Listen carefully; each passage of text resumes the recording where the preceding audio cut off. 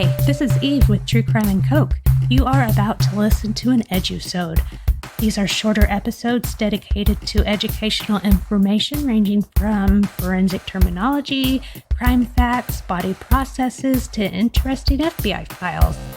But if you want to hear about true crime, disappearances, conspiracies, hauntings, and anything strange or unusual, then go to a regular episode. Disclaimer, I am not associated in any way to the criminal or medical field. In other words, I may not even know what I'm talking about. Now that that's out of the way, let's begin.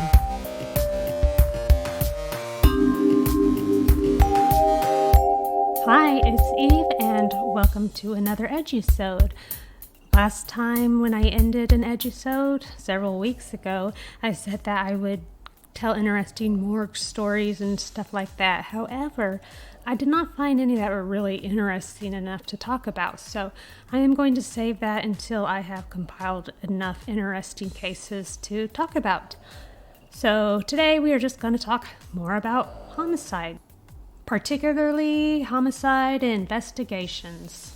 In the community, the most serious crime is that of the intentional killing of one person by another, and it is therefore necessary that each of these events be thoroughly investigated by a team of specialists. Death scenes may be indoors or outdoors. The death may have occurred at the scene, or the body may have been dumped. The death scene may be untouched since the crime was committed, or it may have been contaminated by the untrained or the unwary. The murderer may have intentionally altered the scene in an effort to mislead investigators or make a statement, usually a defiant one. A crime scene altered in this manner is said to have been staged. The forensic medicine expert's focus is mainly on the body. What is the position of the body? What clothes are on the body, and are they intact, dirty, torn, or rearranged? If there is blood, is it spattered or pooled? Detailed photographs of the body and the surroundings are critical. What is the temperature of the body? What is the ambient temperature?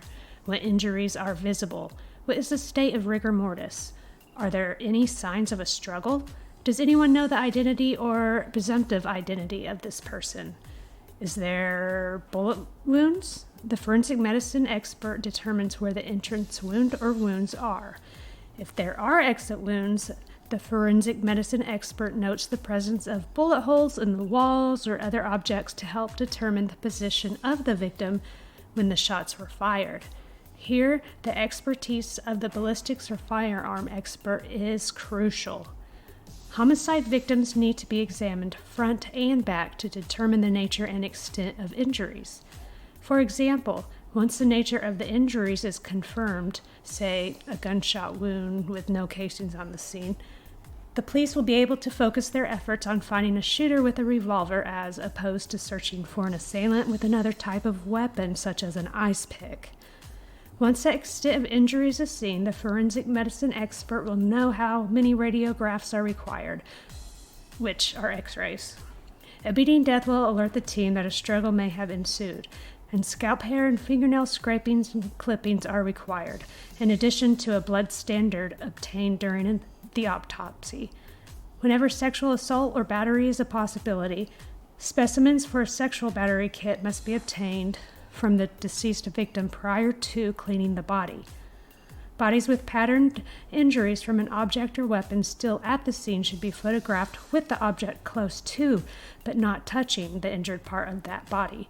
The patterned injury and the object should be photographed separately with a scale. A weapon may be brought to the autopsy for comparison with the wounds only after the weapon has been processed for trace evidence, DNA, and fingerprints to prevent allegations of contamination at the autopsy. It is always advantageous for the forensic medicine expert to visit the scene of a possible homicide. By visiting the scene and actually seeing the position of the body and the pattern of injuries to the deceased and the arrangement of objects in the surrounding areas, the forensic medicine expert can put the pieces of the puzzle together and attempt to reconstruct the circumstances that led to the event. The autopsy becomes a major item in the solution of this puzzle. Always be professional. Remember, that onlookers, including the decedent's family and news media, may be at the perimeter of the scene. So do not say or do anything that would reflect poorly on yourself and the organization you represent. Trash should be placed in bags designated for investigators' refuse and not in the garbage cans that are part of the scene, because in actuality, they are evidence. Never remove items from a scene for souvenirs. So if they discarded like their gloves or something from the crime scene into just normal trash, then someone would most likely go and get it, and who knows what they would do with it. So anyway, in any given case of suspected homicide, it is self-evident that the forensic medicine expert who performs the autopsy should visit the death scene, because all injuries must be examined within the context of the event. There are still far too many cases where this does not occur, thus making it impossible to carry out an exact reconstruction of the sequence of events in later stages of the criminal investigation.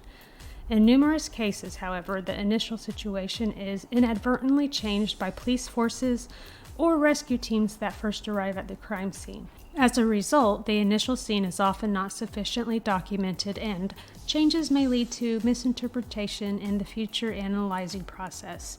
Don't forget, the victim himself or herself is the most important crime scene. In some murders, after killing the victim, the murderer uses a very sharp cutting weapon, such as a saw, axe, etc., to sever the limbs and cut the body into small pieces. The operation is generally carried out immediately after the crime, although more rarely a long time may pass between the two events. Dismemberment of the corpse allows the murderer to clear the scene of the crime to delay investigations until the body is found. It also makes it easier to transport the body even for long distances during times of the day when possible witnesses could be about without raising suspicion. In a case which authors visited the death scene, a 57-year-old woman's corpse was found between the bed and wardrobe in her house in a prone position. The victim's severed head, right arm, and both hands were found in a cardboard box near the bed. After death scene investigation and autopsy, the murderer was determined as her 33-year-old schizophrenic daughter. Some murderers try hiding their crimes by disposing the corpses by burning, by throwing them into water or wells, or concealing them in distant places. Corpses found in wells or lime pits must be identified, and the cause and manner of death must be determined. There are several circumstances that may lead to the presence of corpses in wells. People may accidentally fall in wells where safety measures have not been taken. Other people may use wells for the purpose of committing suicide. Also, the victims of a homicide may be thrown into a well for concealment. A murdered victim may be thrown into a well to prevent the body from being found. In the cases of homicide, the wells chosen to dispose of the body are often distant from the victim's district and close to the killer's district. Wells can provide a means for concealing a corpse, and that the corpse can sometimes only be found upon a confession by the killer. Homicide-suicide events are defined by a perpetrator killing one or more victims before killing him or herself. The term dyadic death has also been used for these incidents because deaths often involve a pair of persons. In most of the HS cases, which is the abbreviation for homicide-suicide, the perpetrator knows the victim. Homicide by poisoning. Our ability to detect poisons has greatly improved over the last 100 years, but our ability to suspect poisoning in the first place has not improved and may have actually gotten worse. Some things that might come up in an investigation that should send up red flags are as follows. The death occurred in a normally healthy individual. Certainly a person can die without warning, but when this type of death occurs, a deeper look into the cause is called for, including an autopsy. An individual interfered with the victim receiving proper medical attention. This may lead one to wonder if that person does not want educated eyes and minds delving into the possible cause of the condition in question. There is no sign of violence to the body. This is always an indication that the death could have been the result of a poisoning misadventure. The affliction appeared as a natural disease, yet failed to respond to normal treatment methods. An illness reoccurred in cycles, that is. The victim became ill at home, went to a medical facility and seemed to recover, then went home and became ill again, and so on. This would indicate that there is something in the home environment that is proving unhealthy for the individual. Could it be the chronic administration of heavy metals in the person's meals, such as arsenic? There certainly have been recorded criminal cases in which this has happened, and the poisoner is often not caught in the initial stages of the homicide attempt. There are common mysterious symptoms in a common group of people. This could indicate that there has been a mass tampering or that the supposed specific target wasn't off the mark of the poisoner. There is an individual who is anxious to dispose of food, drink, or medicine of which the victim partook. In this case, it is clear that the person is attempting to foil the investigation by destroying critical evidence. An individual prevented friends or relations from being sent for during the victim's illness. The criminal investigator should question what that person did not want others to witness. There is an insistence on no autopsy. The criminal investigator should clearly state that one will take place. Once again, the desire not to have educated minds look at the problem comes to the forefront. There is an insistence on a rapid cremation. This could be construed as an attempt to burn the primary evidence of the crime and foil the investigation. The criminal investigator should clearly state that an investigation must take place before cremation can proceed. While grieving over the loss of a close family member or friend, a certain individual does not freely begin to offer an explanation for the cause of death. Neither will the person attempt to guide the investigation in any way. If the person does, it could very well be an attempt to divert investigators' attention from his or her crime, and investigators must be aware of this. An individual shows a familiarity with poisons and possesses literature about poisons. In this case, not just a red flag should go up, but a whole sky full of mental fireworks. So that means I'm screwed if if they went to my house because of a murder investigation. They would find so many murder books and internet searches, so crap. Anyway, it has been stated that poisoning is the least used method of homicide, accounting for only 3 to 6% of known homicide cases.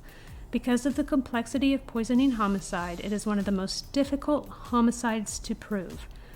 Regarding the death scene, the poisoning multiple locations may have come into play during the planning and execution of the murder. Each location can yield important clues that must be included in the complete case investigation. Some of the locations and the items to look for to yield clues are as follows: where the victim was found, vomited material, clothes containing poison residue, where the poison was administered, medicine bottles, food, beverage containers, where the poison was disposed of, storage areas, trash containers, sink traps, vacuum cleaner bags, where the poison was prepared, tools with poison residues, utensils, clothes, containers, where the poison was procured, stolen items, receipts of purchase, signature on a poison register, computer files. Suicide. The finding of suicide as a manner of death may impact families differently. Suicide carries a stigma on the family name in many cultures. Consequently, objections are often raised by survivors when suicide is documented on the death certificate. Additionally, the finding of suicide can influence the payment of life insurance policies, as most exclude suicide within the first 2 years after issuance of the policy in order to prevent profit from an individual's death. An experienced death investigator would recognize several ingredients in the scene: a plastic bag, a large rubber band used to hold the bag in place, and drugs or alcohol are often present in suicide scenes. Hanging is one of the most preferred methods for suicide, but homicidal hangings were also reported, so it is important to visit a death scene in hanging deaths to determine the cause of death in hanging cases while the corpse is still at the death scene and in the suspended position. A detailed investigation should be performed by a team including a forensic medicine expert. Further evidence from the death scene investigation, statements from witnesses, The presence of a suicide note and autopsy findings can all help determine whether the victim is responsible for his or her own death. The tying together of the wrists in hanging cases is rare, but may not indicate a homicide, so long as the hanging ligature could not have been self-applied. At first glance, a hanging body found with their hands tied together would give the impression of a homicide, but some suicidal people try to avoid being rescued by others or themselves. In some cultures, religious books and findings indicating praying before suicide may be found at death scenes and reported in investigating legal death cases believed to be of suicidal origin.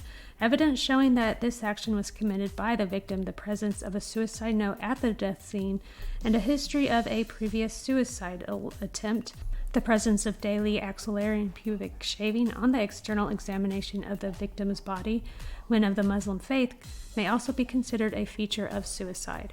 Suicidal acts carried out in places open to public can be highly traumatic for witnesses.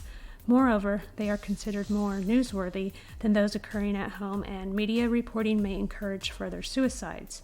It was suggested that nearly a third of all suicides occur in public places. The association of bridges and high buildings with the suicide by jumping is well known, but many other public places offer means or opportunity for suicide. Hanging, car exhaust poisoning, and burning involve elaborate preparations and require seclusion. For these deaths, woods and isolated rural car parks provide the perfect opportunity. Wells are a preferred locality for suicide, which is one reason why individuals may jump into a well, regardless of whether there is water or not. Suicide by drowning, although seen in all age groups, seems to be preferred method for the elderly individuals.